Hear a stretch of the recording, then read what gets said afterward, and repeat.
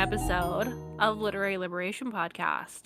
Today we will be discussing, analyzing, and reviewing Bunnicula by Deborah and James Howe. Kristen and I have adopted a Palestinian family that is currently still stuck in Gaza. Mohammed's neighborhood was bombed and killed 22 members of his family, leaving him responsible for his 4 younger siblings who were pulled from the rebel. We have their family's GoFundMe linked in the description, and they are very close to their goal, so please donate below.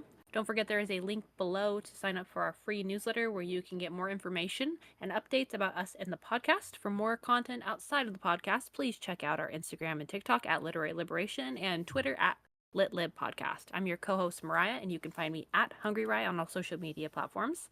And I'm your co-host, Kristen. You can find me at KRXXTXN on all social media platforms. Can you still see him or not Just really? when we thought the mini episodes were over, we decided to take just a small break and do some cute little kids spooky books to kick off spooky season. The Halloween season. So we chose Bunnicula for our first episode. I mean, when this comes out, and then next week we'll have Bunny coming out too. So it kind of, I don't know how we managed to do that, but it's kind of funny. I do think it is a little silly. Which, to be honest, I'm kind of surprised I ended up liking Bunnicula more than I liked Bunny, even if it's just marginally. I think. Um, but so I feel like this is a pretty popular novel. Like I remember being in elementary school, I had a copy of this whenever I was a kid growing up. I never read it because I thought it looked boring. I feel the same So way, but it was like teachers had it in their classroom, yeah, and I was just like, well, who gives a shit about a bunny? And it's like taking on vegetables, and then the world is like, yeah, okay. yeah. I'm terrified of this herbivore. Which I mean, I do think this is probably the problem is I think by the time that I was reading chapter books, I was not interested in this, where I feel like this is a lot more of like I think this would probably work better for children that are maybe like second, third grade level rather than, which I was kind of more interested, but I feel like this is probably actually a better book to like read to your child whenever they're younger, where they could be a little bit more interested in the mystery behind it. I think because you have a fifth Yeah, I can grader. agree with that. Would would my 5th grader ever read this? Probably not. I had a couple lines that I thought were interesting, not a whole lot. I just remember seeing this growing up, and this was like one of the few books, not movies, horror books that are like kids friendly, and it always bothered me because I loved scary things, scary movies, all of that jazz, and there was such a lack growing up because you had Goosebumps and you had scary stories, and that was about it. There really wasn't much. There was mysteries, but there wasn't any like true scary like haunted ghost type books. And you have a lot of problem with your eldest too, because he likes spooky, scary stuff, and you can't find anything for him to read either, right? It's hard because like even reading Goosebumps, like I read those because they're nostalgic and we've read a couple together, but some of the stuff in them is so dated. I even remember reading them when I was a kid and some of the stuff was dated. Yeah. So it's kind of hard. It's like understand because some of the stuff that's scary about like those books, it's just not quite as applicable today. And some of it was just like the culture of the time. So I don't know how in another 20 years what Goosebumps is going to look like, what it's going to be considered. If Yeah. people will even like kids probably won't be reading them anymore. And that's really sad to If think kids are about. even reading them now, I mean, the kids that I am around, they don't really read like scary stuff, so it's not like I have like that realm. But I remember being a kid too, where I was kind of more interested in like a little bit more like scary stuff. But I think I ended up following in the more like mystery side, where I was more interested in that sort of thing. And I think that you can still sort of see that. I think it's really interesting that you can still sort of see that in like what me and you both choose to read now too, because like I was pretty Yeah, like content with the the the mysteries. progression. Yeah. And like you're still reading like horror, like specifically like gory like horror stuff, and I think I usually tend to end up reading more thrillers and like mystery sort of aspects. But Oh, but I do think, like, when we talk about, like, say, Spiderwick or Series of Unfortunate Events, we both tend to like fantasy novels that have a found family trope in them, and I think that's kind of Those are my series of interesting. unfortunate events right there. Um, yeah, I do think I wonder if I mean, I don't know, like obviously we only have like me and you to compare about like as children reading. Like I know I've been pretty much a big reader my whole life except for I think like in high school I kind of fell off a little bit because like I ended up being more focused on school and other things like that. But I still read more than the average American. Like I was still probably reading about a book a month in high school. I think so. That was back when we had, like in elementary school, I remember we had AR tests. I don't know if Yeah. you had AR Yes. Yeah, tests. yeah, yeah. And I always did They so have good at completely gotten those. rid of that. I know. I So think it there's depends on the no school you go point or to. reward system. I mean, There's nothing. we never got any rewards, but every Friday we had to take an AR test. No, we had, like, a whole structure, like, you certain amount of points, you got, like, to go to this pizza party. Like, during class, like, you could go and watch, like, Alice in Wonderland or something and have, like, popcorn, or you would earn, like, a T-shirt or, Wow, like, that must be nice. erasers and stuff. It was really cool, but you had to get a certain amount, like, a lot of points. So Yeah. I mean, I never like we had to I like doing the AR tests because like you basically every week we would go to the library, you pick out a book and then at the end of like that Friday you had to take an AR test on it. And like if you like they were for a grade like essentially like in class. So it's just like if you pass, you passed and then if you failed, I don't know what happened to those kids. I probably only I think failed. you had to retake it or reread it. Yeah, that's probably what we had to do, but I cannot even remember. I'm sure I probably did fail AR test because I do remember I'd end up picking up books that I was like, "This book sucks," and I don't finish it, and I would just make, like, educated guesses, and I probably there's no way that I passed every single one, but I remember, like, from my memory, there was not very many times I was not passing an AR test, and that was probably I think mostly, like, probably 2nd, 3rd through 5th grade was whenever. And I think that's probably why neither of us, like, gravitated towards, like, Bunnicula because it was a book we weren't interested in, so you would know that you wouldn't pay attention to the content in it, so you Mhm. wouldn't pass. So there was no So you point had in to me try to, like, picking. pick the books you'd want. I mean, one of my favorite series growing up was, not even The Babysitter's Club, it was The Babysitter's Little Sister, where you followed Karen, one of the girls' stepsisters from The Babysitter Club. She had her own mini book series, and I was, like, obsessed with those in, like, grade school, so I would read those all the time. But, like, I would always pick, like, the easiest books too to do for the AR test because I was like, "This shit is cake," and so it's like, I would just 'cause, like, you could check out so many books, but you only had to do 1 AR test. So then I would just pick, like, whatever the easiest one was that I read that week, then that's what I would do my AR test on, you know? So, Mhm. but, I mean, other than that, this book was, like, nominated for, like, so many r awards, like, literary awards just in general for, like, children's literature. I think that's back whenever that was kinda, like, a big thing about, like I don't even know what half of the things were called, but there's over 12 on Goodreads that lists them all. And I like counted them and I was like, wow, this is a lot.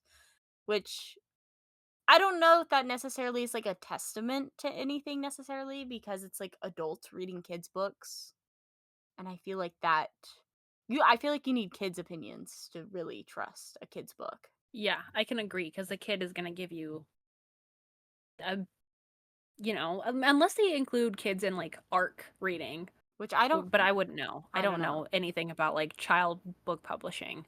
But Mhm. I'm even surprised that it has 69,000 reviews on Goodreads. Because sometimes kids' books, because it's, like, kids reading them, they don't have access to Goodreads. They They're don't not have gonna be social reviewing media. it, so, like, this must be, like, adults either revisiting this or reading it with their kids, From and then they are going and reviewing it. Yeah, from what I read on all of the, like, reviews, because I checked out a couple of the, like, star reviews and stuff, most of it was adults reviewing it saying that, like, "Oh, like, I reread this because I loved it as a kid," or whatever, so, I think a lot of it is nostalgia with the popularity of it now.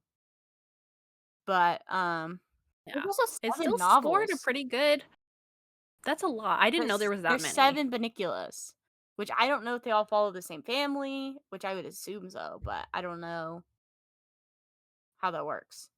3.89 out of 69,000 ratings. So still 4 stars at what it averages. which is pretty good, I would say, for a kid's book. I mean, the praises were like people were saying that it's a great book to read with children, and I do agree. I think once they get a little bit older, especially children with unrestricted internet access, it's a little bit like meh, like not gonna wow one anybody. But I think if you're reading it with anybody, like any kid from like kindergarten to like second or third grade, I feel like they could get have a little bit of a fun time with it. I can agree with that. I think that would be like a really good age range for this. Hmm. There's some interesting themes throughout this, and I don't necessarily know if we're gonna have like this is not gonna be a spoiler free. I don't think there's a spoiler zone, There's not really because like of like the nature of it. There's there's not a whole lot of substance to it, yeah, it's a children's book, you know. but I looked at like the praises and the criticisms kind of make sense. Where people thought it was great with kids, it was funny, it was nostalgic, and then people saying it's silly and not in a good way. I I don't really get that because it's a It's a kid's children book. book. Like it's literally like Yeah. for children all under the age of 10 is who's reading this. I don't know how you can say it's not silly in a good way. Kids are laughing at Skibbity Toilet. Like this is Yeah. miles Or above people not Skibbity finding, Toilet. like, the story interesting again. Yeah. This is for children, Like so children are going to think it's interesting cuz they like I don't find Cocoa Melon interesting, but you know who does? Children, believe it or not. now, the outdated use of the G slur, I can agree with that, they need to fix that. I don't Yes. know why it hasn't gotten fixed. It's been around forever. They just need to, like, reprint it without it. Yeah. I Take that mean, line out. I don't think cuz they kind of like talk about like I guess Romani people in like stereotypical ways, but I think it's just like it really does age the book, which I mean it did come out in like the 70s, so I mean it makes sense for the time, but I also don't know how many people are like going back through to like this book has probably already made its money. It's already like nobody's I don't know anybody that's going out and buying Bunnicula anymore. There's probably so many copies where it's probably just like thrift store after thrift store where everyone's getting these nowadays. Like I'm sure they're probably not even printing Bunnicula in mass market anymore. It just would be nice to see. If they did end up, like, doing, like a 50th, whenever I don't know what exact year it came out, like a 50th anniversary, like, Mhm. just, like, fix it. Yeah. Like, make a new edition. Um so about the authors. So there's two authors that wrote this, a husband and a wife, which I don't know if we've read anything that has two authors. Oh yes, I guess we did. The How to Lose the Time War had two authors, which I feel like with this it doesn't feel like two authors wrote it. Mm-mm. You know, like I don't feel like you can get anything. I think the it's a husband and a wife duo, and Deborah Howe, she was a children's writer and actress. I didn't really look up to see what else she wrote because I think she just wrote another book with James Howe and that's like it. And then she was a working actress. And she married her husband, James Howe, in 1969, and then she unfortunately passed away from cancer in 1978. So, Dang. it wasn't very long after this book was out. So, no offense to Miss Deborah, rest in peace, but she's not super obviously not and no internet was around in the 70s, so there's not much really about her or anything and she wasn't really in anything big to really be like a staple in society. But I mean, she was a part of Bunnicula, which I feel like is a part of so many people's childhood. So, at least there's that. But then James Howe, which is the husband, he's a children's author who's written over 79 books. That's it. That's a lot of book. That is a lot of books. That's like almost R.L. Stein level, I would say.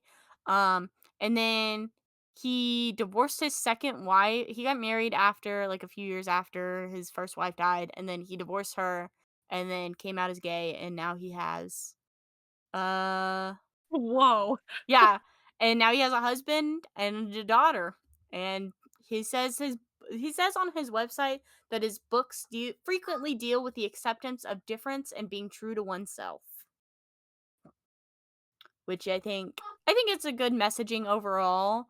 I mean, that's really all that was online. I mean, James Howe, he's obviously an older man, so again, not much of a he had a Facebook page which I did not want to go to. Um, but again, these people are elderly, sorry, but there's not much to go off of for social media presence. Blah, blah, blah. So I didn't see any controversies for them, but I mean, the fact that queer author, who's complaining, you know?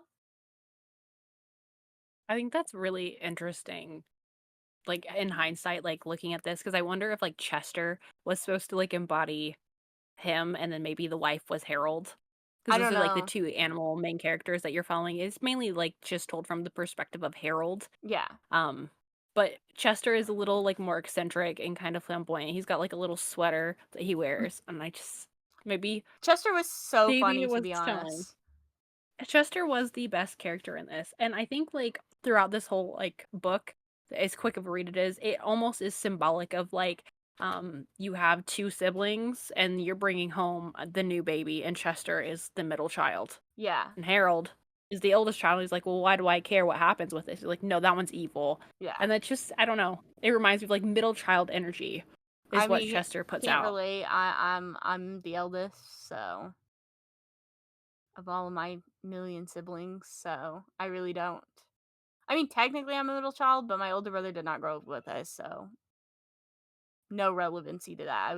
I'm also the eldest daughter. That's the worst thing to be in a family. um I don't know. I didn't really get that, like, maybe, like, I thought Chester or Harold was trying to, like, embody anybody. I just kind of thought it was just like, it's funny because, like, the editor's note at the beginning, did you read that too? Where it's like, this dog drops off the letter and that's, like, getting published into the newspaper. That's like, if you read the I editor's don't know if I read that. at the beginning of the book, there's an editor's note, where it's basically like this person that works on a newspaper says like a dog showed up at his work one day with an envelope in his mouth and like gave him the envelope and then left. Which then you learned basically that was Harold dropping off this story to the newspaper to publish. That's really cute. I So didn't read that. I sometimes I see editor stuff and I'm just like, "Oh, whatever." But as a kid, yeah, you probably read that and you're like, "Oh my gosh." it's a real dog dropping off this real story. So I think that's a pretty fun like little intro to kind of like give you that idea, especially at a young age, on whether or not this is a true story or not. Because, kids have that imagination where I'm sure they're imagining that their kids are talking to each other, like their pets are talking to each other and they live their own lives outside of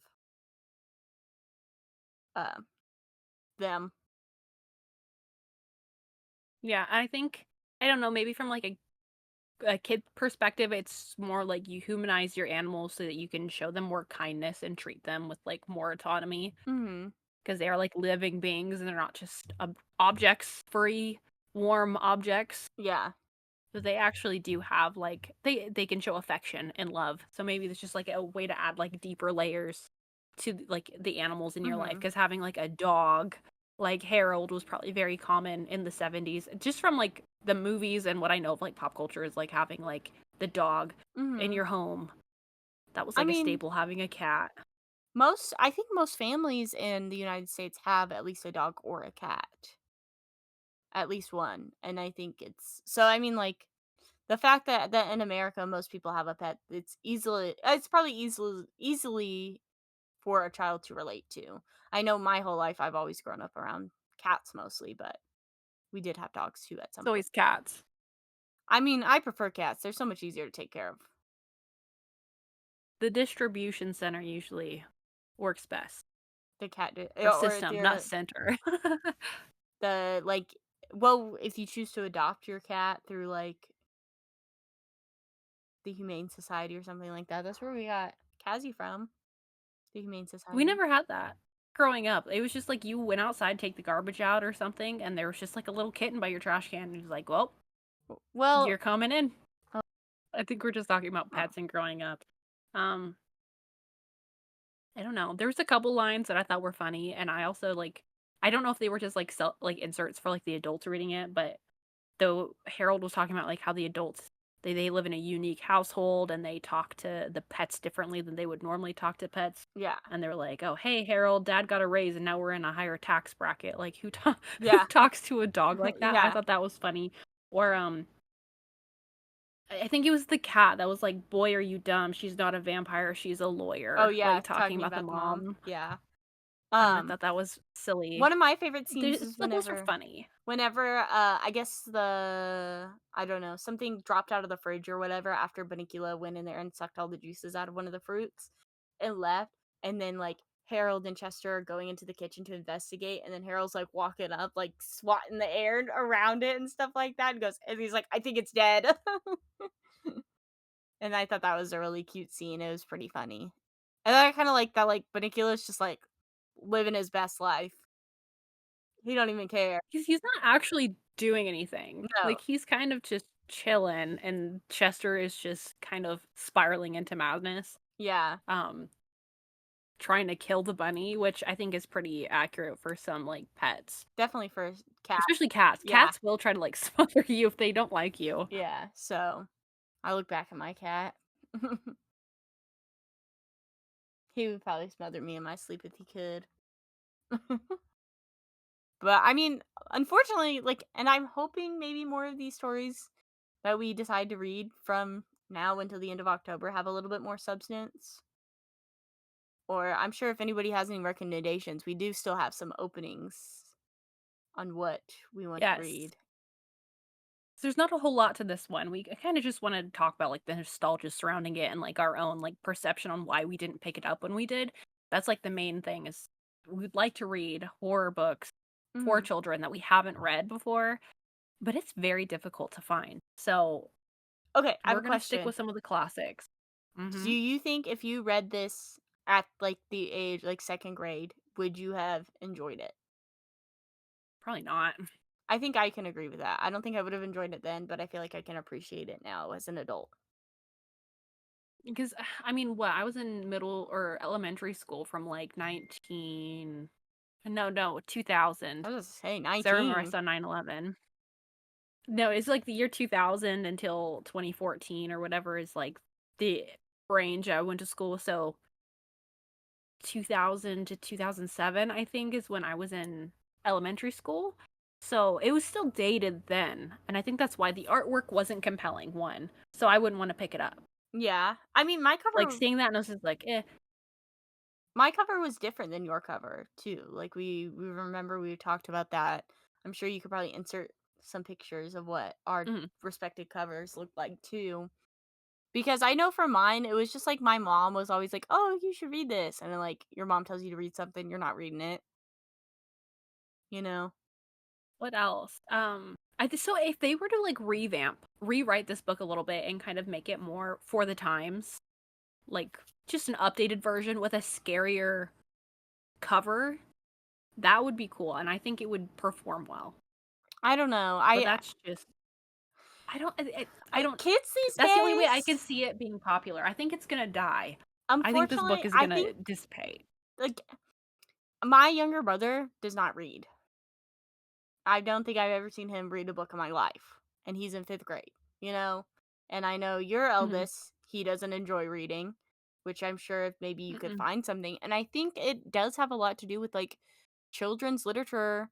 Not that it's like supposed to be written by children, but it's not like reviewed by children. So, and we had like this whole conversation in the summer too about like children wanting to read like kids in middle school like picking up icebreaker like popular smut and stuff like that, and I do think it's because there's not enough children centered media that like teaches like talks to children like they're adults, like essentially, you know, not that they're like talking to them like they're adults, but at least talking to them like they're respected. Where I do think there are like I think at the time, like whenever this came out, I could see children liking Bunnicula because it talked to them and the way that like the jokes and stuff were relevant for that Mhm. time. And they were like almost like adulty in that way. But then now they're not adulty because it's just like almost gibberish to children where like it would need to be Yeah. modernized. I honestly think this is why like scary stories, which we are going to do next, Hmm. um, it just did so much better because it was written about like young adults. Yeah. So you felt like you were reading something you weren't supposed to, but it is just like spooky stories to read in the dark. Yeah. It's not like Like actual like there's nothing like scary problematic, but it's like morbid and it's like what is it called? Talking about death. Macabre? What is it? How do you pronounce Macabre. macabre? I always want to say macrame. It's That's wrong. macabre. So macabre is the word we're looking for. Um, And even like Goosebumps, it felt like they were like teenagers, like they were yeah. in like middle school. So when we were reading this, and I was in like the third grade, I was like, "Ooh, this is like so Oh, like grown up." teens going outside after dark Mhm. sort of thing But versus no books were able to like encapsulate that. So I feel like this whole series, like we're gonna have scary stories, and it's probably gonna be like two separate Goosebumps yeah, books because those like had the monopoly on the market, and unfortunately. But that was it. Unless somebody can come on here and tell us a good spooky children's children's book. that they read that's not Coraline either, because like we've already did a full episode on Coraline. We did a full episode on Coraline, and then Neil Gaiman is a fucking weirdo. So we're Yeah, not we're not doing touching any more Neil Gaiman books. yes We already read it before the because and I controversy. think that's so frustrating too because I do think Neil Gaiman is one of those people that does very good children's horror, Hmm. but nobody else does it. Like I feel like it's kind of almost like a niche genre because parents are so overprotective of their children too. Where they're like, I don't want my kids to read about blood or whatever. I wonder also if like from like me and Brandon's perspective, because we are older than you, is like we were going through like a secondary satanic panic. So a lot of parents and stuff were sending their kids to like church. And so this was like very no, we want to like keep it happy, but then we were just like desperate to search out things we weren't supposed to have that were like taboo as a kid because you're like, ooh, I'm not supposed to have this. So maybe that's like maybe kids don't actually like reading horror books anymore. I don't know. I mean, your eldest is interested in it because you said he was reading He does like spooky things, but I nonfiction. also don't know if it's just like my own Like you're experience. pushing it He on has him. been reading like stuff about like vampires and ghost files and aliens, so I'm like, okay, maybe there's hope. Yeah, but we just need more Rex. I mean, it's been a long time since we were children reading as well. I'd like to go to like a children's library and see what they have in their like horror section. But Yes, a lot of it's not organized by genre. At least when I go into like children's sections, it's organized by like alphabetically. So mhm. it's just all over the I place, think it or depends it's on the organized by library you go age. to. Because So like if you go to like an it's actual hard. elementary school library, I'm assuming there they would probably have it separated by genre because hypothetically every book there would be only for elementary school kids. You know what I'm saying? Mhm.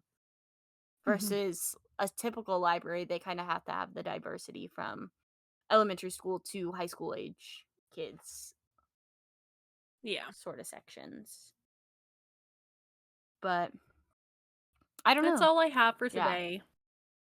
I don't think we have very much. These are just gonna be short. We're just probably talk about the culture, our nostalgia, and then a little bit about the books. This is gonna be like what this spooky season is about because I don't know, holidays change when you get older and we're trying to like lead up to Yeah, Halloween. It just doesn't hit the same as when you're a kid and you're like anticipating it and like you're reading these things and you're to so try to get yourself excited. in Yeah, the in the mood. mindset and you're excited. But I feel bad for that's what we children got from Bunnicula. if they don't have anything good to read. You should write something for them, Mariah. The ills of capitalism for children. Moving on. I don't know. That's it from us from this week. Don't forget to check out next week's episode. Will be Bunny by Mona Awad. Anything you want to say about that? No spoilers. Nope. Good luck.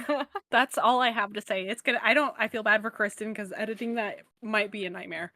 I've edited worse. Thank you. Thanks And for listening. Please give us book recommendations.